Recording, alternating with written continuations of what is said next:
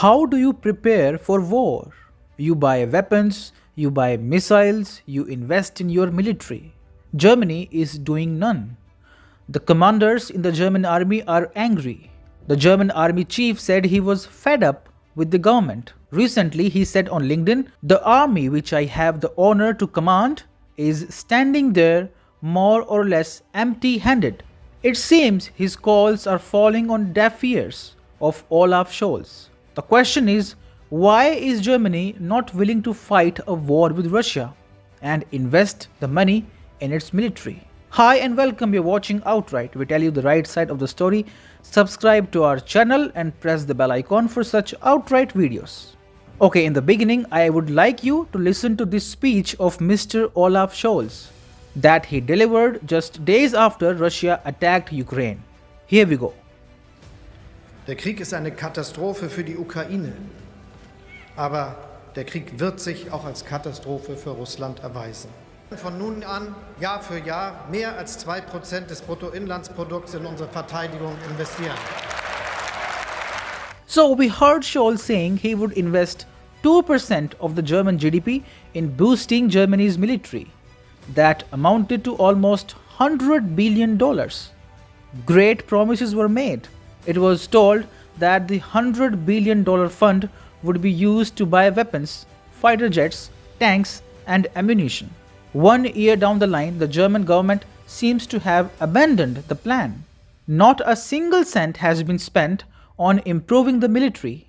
In fact, Berlin also clarified that it won't spend 2% of its GDP on defense immediately. You can see the sense of urgency is not there. This comes even as the German military remains one of the weakest in the Western world. The third largest economy of the world, Germany, boasts a mere 300 tanks with 180,000 active military personnel. To put things in perspective, the German military had 5,000 tanks and 500,000 personnel during the peak of the Cold War. Today, the German military is in an even worse condition than when the war started. Why? Because it has spent so much on Ukraine. Berlin has purchased for Ukraine state-of-the-art weapons Germany's own army was never able to afford. All in all the resources meant for the German military went into Ukraine's coffers. The fact of the matter is that Germany is now left with no fiscal room to spend money on its military. It has already lost 7% of its GDP on the war. Let me repeat, 7%.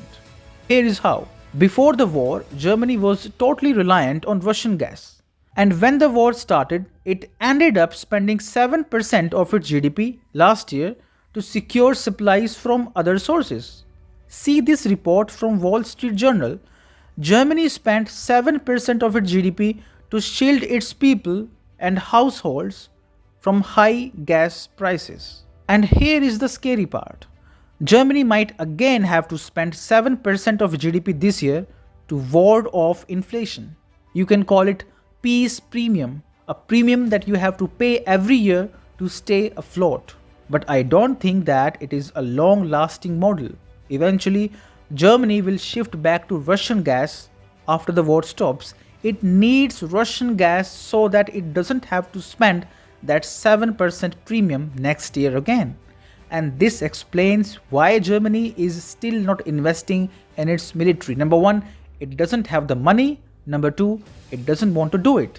You cannot stockpile weapons while preaching about peace. Germany wants peace with Russia under American pressure, who is by the way selling gas to Germany at insanely high prices. Germany may have given military and economic aid to Ukraine. But when it comes to bringing the German economy back on track, Olaf may have no choice but to simply beg Russia for its cheap and affordable gas.